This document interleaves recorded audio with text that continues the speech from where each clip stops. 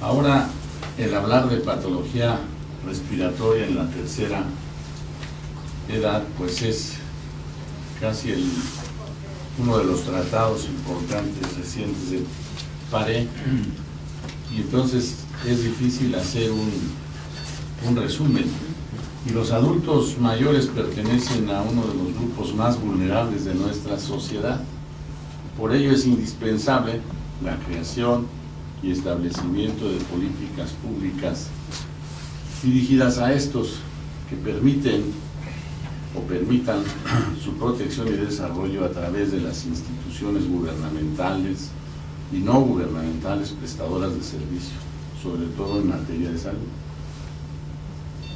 Entre el 2000 y 2050, la población mundial de 60 años se triplicará y pasará de 600 millones a 2.000 millones. La mayor parte de este aumento se producirá en los países menos desarrollados, donde el número de personas mayores pasará de 400 millones a 1.700 millones. Ustedes ven cómo ha cambiado,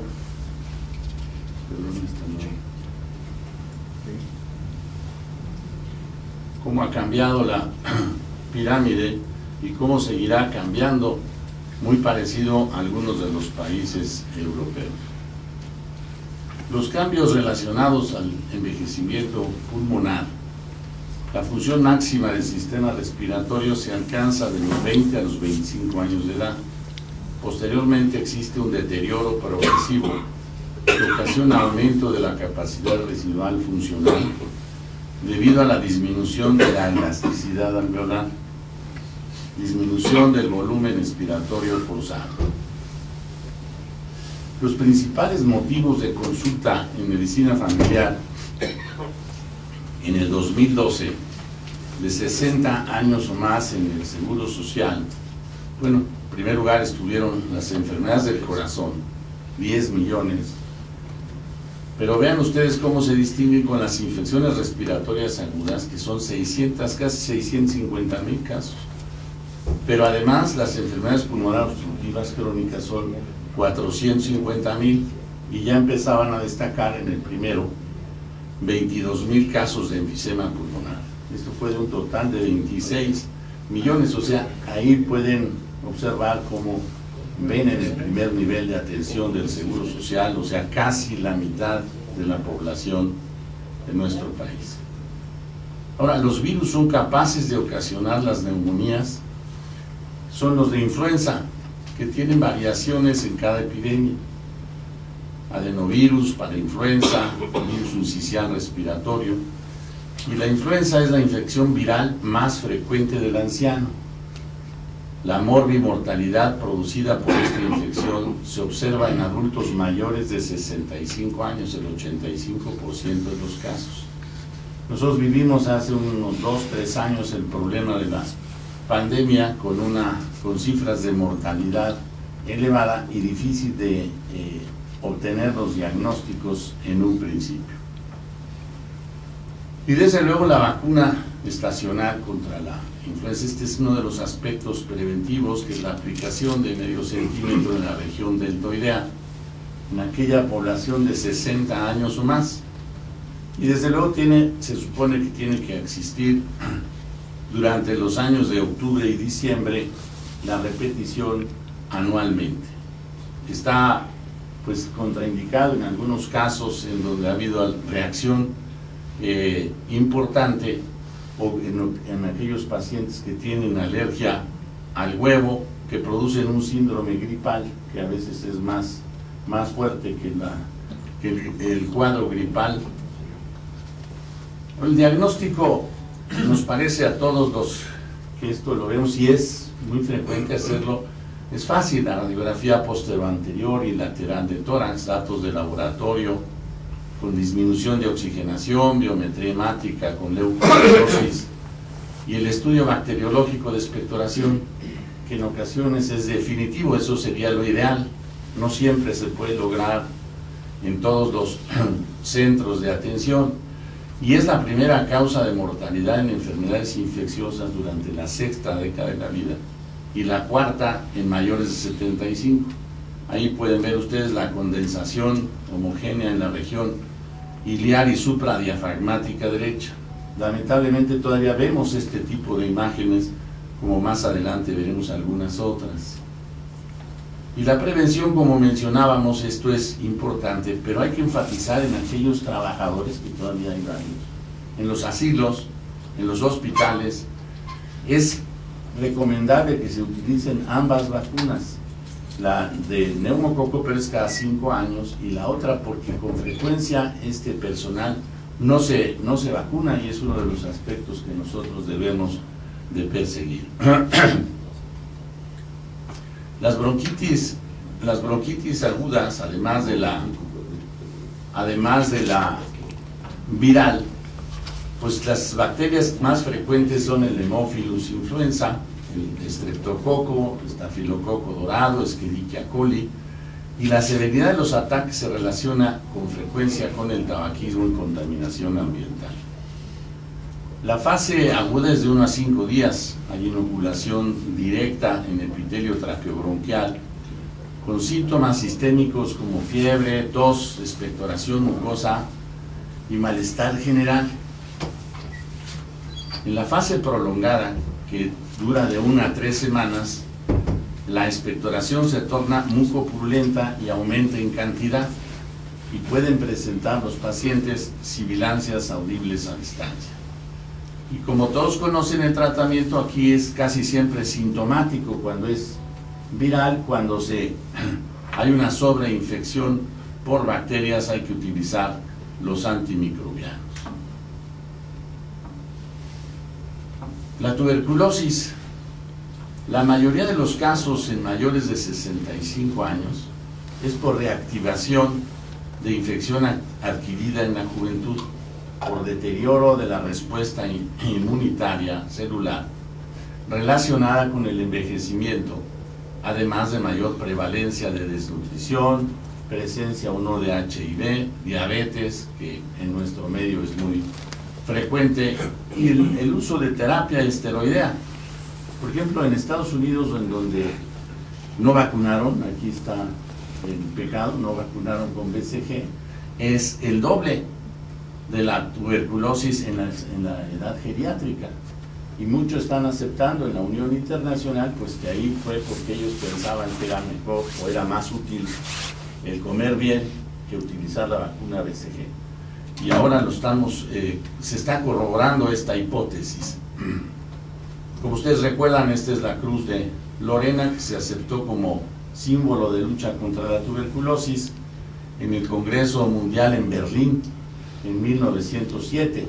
Esto es uno de los aspectos que son, y se ha persistido. Si vemos los comités y cada uno de los lugares en donde se lucha contra esta enfermedad, casi siempre hay la presencia de la cruz de Lorena.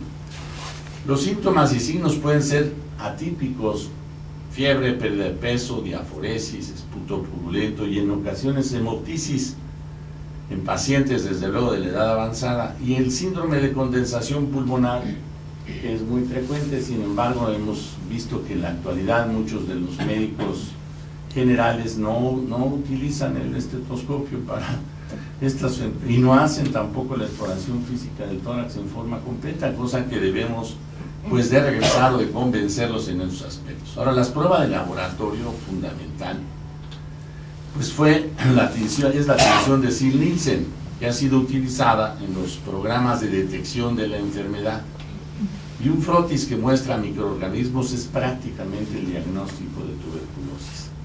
El cultivo es más sensible que el examen microscópico. Bueno, aquí ven ustedes la presencia de bacilos en color rojo en esta imagen. Antes de hacer o de aceptar el estudio bacteriológico para la detección oportuna en el mundo, se había hecho el estudio radiológico. Era la detección de la röntgenfotografía de las grandes colectividades aparentemente sanas, pero no hablaba desde luego de la actividad de la enfermedad. A veces se veían imágenes y a veces iniciaban tratamientos en una forma difícil, y con el tiempo, con la doctora Grumbach en Francia, pues dijo que lo importante, y se convenció en el mundo a que fuera el estudio bacteriológico. Vean ustedes, ya no debíamos de ver estas formas tan avanzadas y todavía se siguen viendo. Estas eran las imágenes que se veían hace muchos años en Huipulco, en el Hospital General, en varios, y no se diga en San Fernando, que era un hospital para crónicos nada más. Y el estudio, además de ser muy orientador en la radiología, pues es definitivo con el estudio bacteriológico de expectoración y la tuberculina positiva, que cuando es hiperalérgico pues es bastante orientador. A veces existe el PPD negativo en los pacientes que tienen alergia. Y desde luego el tratamiento acortado, estrictamente supervisado, lo que se le llamó el TAES. Y en virtud de la presencia de efectos colaterales, la administración debe ser vigilada en forma muy cuidadosa. A pesar de los fármacos modernos y mejor manejo terapéutico de la enfermedad, la mortalidad es significativa por la drogoresistencia. Desde luego en este esquema con isoniazida, rifampicina, etambutol y piracinamida, en el joven, el 98% de ellos se llega a la negatividad y se habla de caverna abierta curada. Eso lo empezaron a ver el grupo de la escuela inglesa y la escuela italiana. Pero uno de los problemas que vivimos fuerte es cuando se delegó el que utilizaran los médicos generales el esquema. Yo creo que no los educamos lo suficiente y aparte no había todo el interés, que ha habido una drogoresistencia importante. Entonces, ¿qué sucede en el mundo? Que hay casi 3 millones de fallecimientos. Uno es en la India y el resto en donde ya se había por decreto acabado la tuberculosis. Aquí creo que sucedió alguna cosa parecida y se dijo que ya se tenía que terminar porque había fármacos muy buenos, pero todavía hay 25,000 casos nuevos por año en nuestro país y se supone que hay un subregistro, que así lo maneja la Unión Internacional contra la Tuberculosis, de la mitad, 40 o 50%, o sea, debe haber 50,000 casos nuevos. Es todavía una situación pues alarmante. Hay otras enfermedades respiratorias crónicas. Según la OMS, el asma pues es un trastorno inflamatorio de la vía aérea en que intervienen varias células, en particular mastocitos, eosinófilos, linfocitos T, y esta inflamación produce episodios recidivantes de disnea, opresión torácica y la tos de predominancia nocturna y sibilancias. Las pruebas respiratorias, aquí es fundamental el manejo de las pruebas, ya sea la pura espirometría y en ocasiones algunas pruebas más sofisticadas, con esta hiperrespuesta bronquial, con fluctuaciones que se tienen que son oscilantes. Y el asma extrínseca se da en pacientes con atopia. Tienen o se designa que existe una predisposición genética a responder con una producción exagerada de las inmunoglobulinas. La herencia es compleja y las pruebas aumentan cuando ambos padres sufren atopia. Aquí hay una cosa que es interesante porque nosotros hemos observado que los niños que diagnostican con asma de tipo alérgico dan buen resultado en manejo con inmunoterapia. Sin embargo, en el adulto no es así. Y ahí existe una controversia con los inmunólogos y los alergólogos. Muchos dicen que esta situación, sabemos que el asma no se cura, se va a controlar, pero ellos ya después de una determinada edad, claro, utilizan las vacunas según el paciente, porque eso es una renta casi tan generosa como las de otros especialistas. Pero yo creo que esto es importante a verlo. Entonces, en el joven puedes tener una indicación mayor que en el adulto. Y el asma intrínseca, esta variedad afecta a los pacientes que no tienen atopia. ni desencadenantes externos de la broncoconstricción y permite constituir una entidad inmunopatológica propia. Y ocurre por primera vez muchas veces después de la cuarta o quinta década de la vida, ocasionalmente en la tercera edad. Y ustedes pueden observar la diferencia en esta espirometría entre una normal y una con obstrucción importante que se ve en estos pacientes. Como decíamos, el asma no se cura. Un diagnóstico y tratamiento adecuado, educación de pacientes, se puede lograr un buen control de la enfermedad. Más del 80% de las muertes por asma tienen lugares en país de ingreso bajo y en mayores de 65 años. Y el tratamiento apropiado con broncodilatadores, corticosteroides inhalados o sistémicos, en algunos casos fluidificantes de secreción y antimicrobianos, se controla el paciente. A veces es necesario la oxigenoterapia, sobre todo en los cuadros agudos, en las unidades de urgencias, es necesario utilizar la oxigenoterapia. Esta entidad que ha tenido pues se ha sonado mucho a partir de la Escuela de Canadá, que ellos descubrieron la apnea obstructiva del sueño, sobre todo en los choferes que manejaban tráiler. Tenían apnea del sueño, se quedaban dormidos manejando y chocaban. Aquí también pasa, pero no en tráiler. La situación es que no descansan. Y este es uno de los aspectos importantes. Ahora, en la tercera edad es porque hubo una caída del tono muscular, el velo del paladar blando se cae. Y eso hace que se disminuya el tamaño de la entrada del aire. Y esto da lo que se ha definido como la roncopatía. Algunos de los estudiosos de estos, ya hay varias clínicas ahora en nuestro país, hablan de un 40% de un factor genético. Yo recuerdo que mi papá era roncador, pero no tenía apnea. Pero yo tengo las dos. Entonces, esta situación que a veces no se confiesa, si no es la pareja la que se queja, pues mi marido ronca como oso, pero también a la señora a veces ronca con las mismas características, y ese es de los síntomas que están pues muy mezclados, y hay que tener ahí la situación atenta para cumplir todos los estudios que se hacen y llegar a un diagnóstico apropiado, porque dicen que cuando es la obstrucción muy importante, muy seria, se puede llegar a otras complicaciones como problemas cardiovasculares importantes, hay fibrilación, etcétera. Y aquí algunos tratamientos quirúrgicos son muy molestos, o sea, el hacer la resección del paladar, los pacientes, la verdad es que se quejan y luego de todas maneras del dolor roncan. Entonces aquí es uno de los aspectos que todavía es difícil, pero utilizar el BiPAP es menos agresivo y da mejores resultados.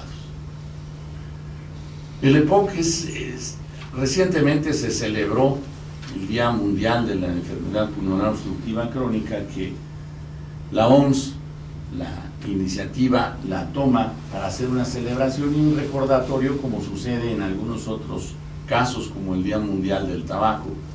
Pero la OMS prevé que para el año 2030 este padecimiento va a ser la tercera causa de mortalidad en el mundo. Y vean ustedes, parte es esta, la contaminación atmosférica doméstica intramuros.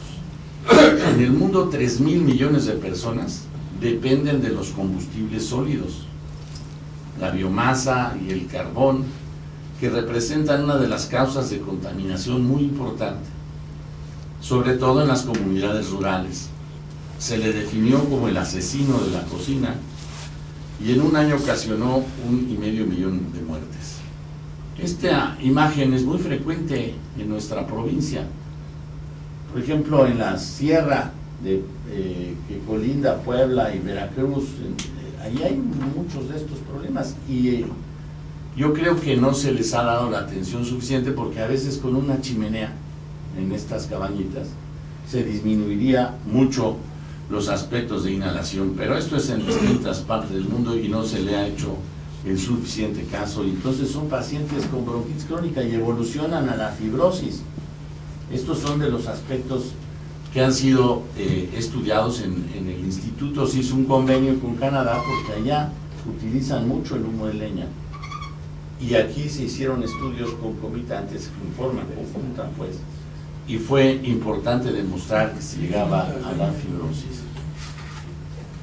Estas imágenes radiológicas típicas del EPOC, una retención de aire, vean, y una disminución de la trama vascular periférica, es una característica. Ahora, desde el punto de vista radiológico, esto ya pasó un tiempo para tener estas imágenes tan importantes de retención aérea.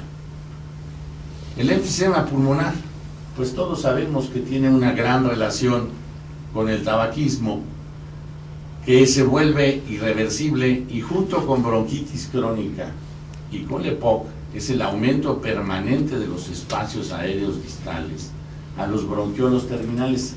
Para llegar al diagnóstico final tendría que hacerse el anatomo patológico, pero desde luego hay destrucción de los alvéolos. Se presenta en personas de más de 40 años de edad y es más frecuente en el hombre que en la mujer. Por la disminución o pérdida de la elasticidad pulmonar, el síntoma eje es la disnea progresiva. Puede haber o no edema, ansiedad, astenia, sibilancias, y desde luego a la exploración hay el síndrome de rarefacción pulmonar. Y lo mismo, el diagnóstico lo hacemos con la imagenología, con la radiografía de tórax, la tomografía axial, espirometría y gasometría. Vean la diferencia que existe en esta gráfica, y aquí ya podemos observar en lo que demuestra Fraser y Paré las probables bulas, que es una de las situaciones que se presenta como complicación más o menos frecuente. La administración de broncodilatadores, corticosteroides, antibióticos cuando hay complicación, y de oxigenoterapia. En casos graves se hace o se plantea la cirugía, y desde luego en los más extremos se habla del trasplante pulmonar. Aquí no existe una gran experiencia en nuestro medio de trasplante pulmonar en enfisema. Hubo 2 casos de éxito en fibrosis pulmonar y ha habido algunos otros. Es avanzado más el trasplante de corazón, y hay algunas presentaciones recientes, por ejemplo, de algún trasplante cardiopulmonar del mismo grupo de canadienses, y que les ha tocado a algunos pacientes de nuestro país, pero con un costo muy elevado. Un trasplante cardiopulmonar sale costando como $300,000.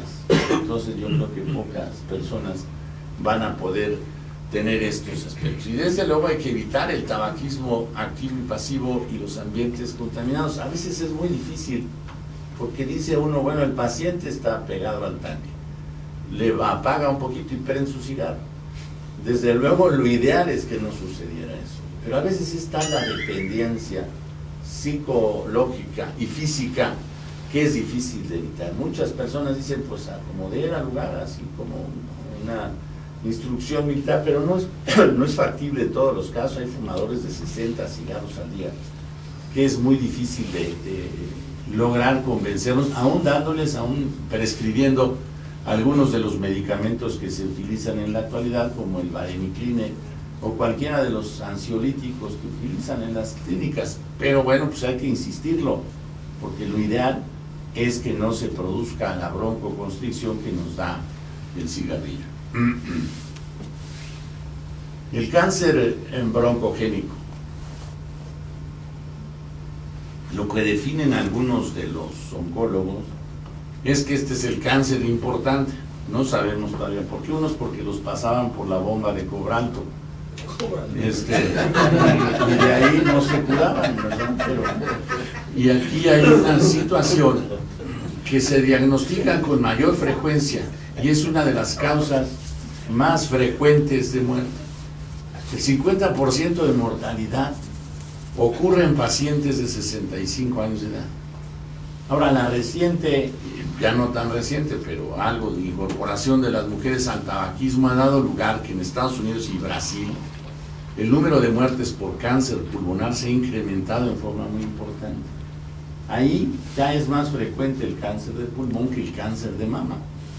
Y estas situaciones pues son verdaderamente alarmantes, a que se enfatice o se pueda lograr una disminución del tabaquismo, que como ustedes recordarán, pues la lucha que se hizo en Estados Unidos ocasionó que uno de los patólogos importantes lo hicieran rolar los tabacaleros y estaba amenazado de muerte cuando produjo aquel artículo en Selecciones que fue muy connotado, y el hombre lo hicieron cambiar porque estaba amenazado de muerte por las tabacaleras.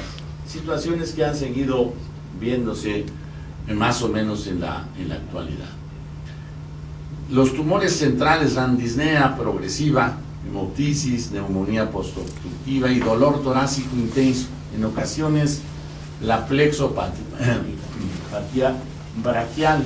En el tumor de Pancoast, ustedes lo ven, el llamado tumor del superior, pues estas imágenes llegan a dar, en aquellos casos que son una compresión muy fuerte, los pacientes hay que poner anestesia local, etc.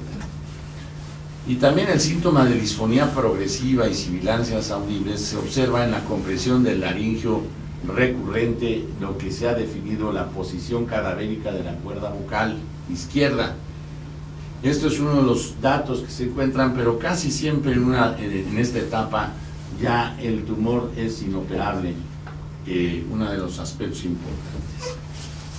Vean ustedes, el 50% de los casos presentan metástasis y los síntomas iniciales pueden estar relacionados con el sitio involucrado. Vean esta elevación importante en la cámara gástrica, pero la cantidad de imágenes de metástasis que se ven en este caso. Y el paciente no tenía una gran sintomatología respiratoria. Son de los aspectos que contrastan de esta situación, pero qué pena ver todavía este tipo de casos. Desde luego el diagnóstico está hecho, pues ayuda mucho ahora, además de la tomografía computada, el PET, en donde se capta mayor glucosa, pero lo ideal es la confirmación histológica, es esencial para poder distinguir las variedades citológicas. Y otra forma de obtener las muestras es con broncoscopía y la biopsia transtorácica, como podría hacerse, y aquí ven dos imágenes que ayudan desde luego en el diagnóstico. Para finalizar, las otras enfermedades que en ocasiones presentan en la tercera etapa de la vida, pues es el lupus eritematoso sistémico, la alveolitis alérgica intrínseca. Pocos casos, yo no sé cuántos habrá visto el maestro de sarcoidosis, pero no es una entidad tan frecuente. Sin embargo, recuerdo que en alguna de las ocasiones que se presentaban sesiones conjuntas de Huicuco y el general, se presentaron algunos casos que reunieron, no me acuerdo si fue el doctor Pacheco, de sarcoidosis o los hizo en forma conjunta con el maestro o el maestro Celis. La fibrosis pulmonar, idiopática, las enfermedades tromboembólicas y desde luego los producidos por fármacos tóxicos o irradiación, que cada vez se ven con más frecuencia. Vean ustedes esta fibrosis pulmonar, pues desde luego es una insuficiencia respiratoria importante, consecutivas a alveolitis alérgica extrínseca, o sea, el contacto con las aves, con las palomas, que es uno de los aspectos que todavía en México se tienen dentro de la casa, los pichones, y entonces se inhala estas situaciones. Aquí en México el INER, el doctor Selman, tiene gran experiencia y es uno de los 10 centros a nivel mundial en que se ha investigado estos problemas. Ahora, en la actualidad, los adultos mayores en México somos entre los 8.2, no todos, millones, cifra que va a multiplicarse y serán 18.4 millones. Y la esperanza de vida en México en el año de 2000 alcanzó 76 años en promedio. Y la creciente prevalencia de las enfermedades crónico-degenerativas, el incremento de morbilidad afecta a esa población que frecuentemente tiene polipatología. La encuesta nacional sobre el envejecimiento en México, el 26% de los adultos de 60 años y más declaró limitación de una actividad básica en la vida diaria. 15% reporta dificultad para caminar o moverse y el 10% con problema para comer, vestirse y bañarse. Y aquí todavía tenemos conflictos para el manejo de las personas de la tercera edad que tienen algún problema de discapacidad. Hemos visto que todavía no se tienen las suficientes facilidades, aún en las instituciones de salud, que no se ha manejado, y es uno de los aspectos que el maestro Rivero ha destacado. Bueno, pues tenemos que hacerles casos a estas situaciones que se ven en forma importante. Entonces, en un lapso de 15 años, el volumen de demanda en consulta externa se ha multiplicado 10 veces, mientras que la capacidad de atención va a un ritmo menor. El 30% de hospitalizaciones y consultas de especialidades, cardiopatías, diabetes, infecciones respiratorias e insuficiencia respiratoria corresponden a este grupo de edad.